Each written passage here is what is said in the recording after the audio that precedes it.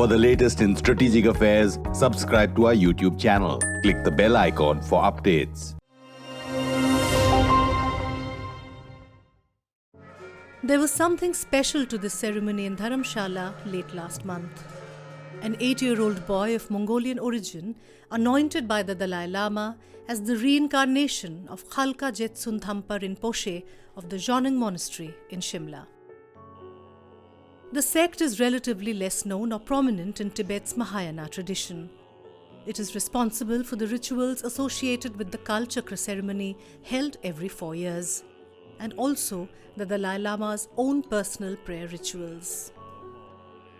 The buzz is that the Dalai Lama has set a larger game in motion to ensure that the identification, certification and installation of any future Dalai Lama would be in Tibetan hands, not China's.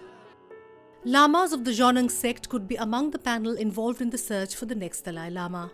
The move is born of bitter experience at the hands of the Chinese.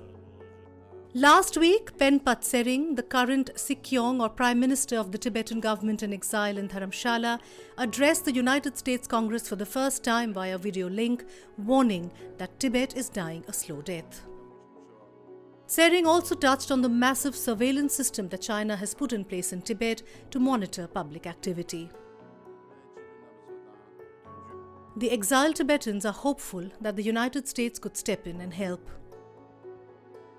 In 2020, the US Congress had passed a law making it obligatory for US presidents to ensure the Chinese have no role in identifying and installing the Dalai Lama.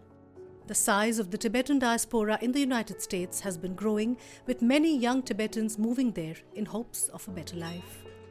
They are also motivated by the fact that the Karmapa lives in the United States and this newly ordained Mongolian boy is US born, which means key spiritual leaders are already there.